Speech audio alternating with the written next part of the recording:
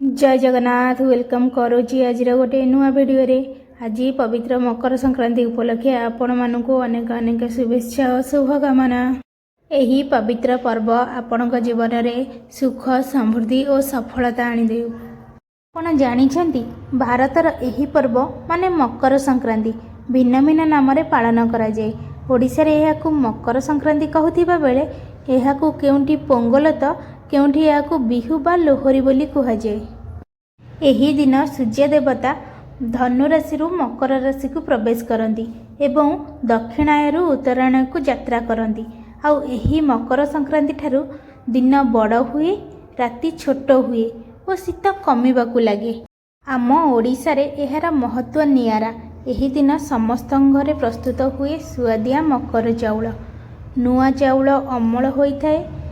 चाउल कदली छेना क्षीर गुड़ गोलमरीच और गुजराती गुंड अदा और विभिन्न प्रकार फल तैयारी होइथाए स्वादिष्ट मकर चाउल। एहार सबुठारु सुंदर परंपरा हेउची बड़ ठाकुर एही दिन मकर चौरासी बेश होइथांती।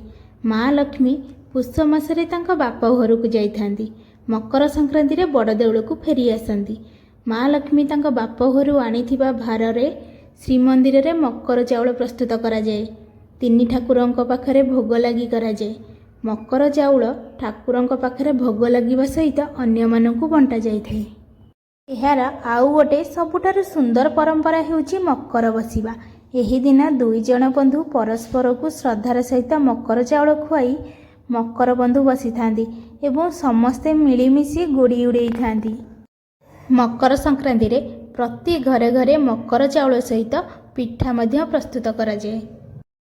आम ओडिशा रे केंझर और मयूरभंज रे एहाकु गणपर्व भावे पालन करा जाए। अनेक जगार मध्य मकर मेला होइथाए। जेमिति कि कटक जिले में बड़म्बा ब्लॉक रे थिबा गोपीनाथपुर ग्राम रे महानदी मझिरे थिबा बाबा श्री सिंहनाथଙ୍କ पीठरे मध्य मकर मेला अनुष्ठित हुए। 16 शताब्दी आरंभ होइथिबा बड़म्बार गड़जातर पर्व हेउची मकर मेला। आगरू यह 2 दिन धरी हेउतिला एबे यह 4 दिन धरी हेउची। तापरे घरे पूजा सारी घरर समस्तंकु मकर चाउलर भोग खाइबाकू दे देथिली। वीडियोटी भल लागिथिले लाइक करिवे शेयर करिवे चैनल ले नुआ थिले सब्सक्राइब करिवे। पुणी देखा गोटे नुआ वीडियो रे। जय जगन्नाथ।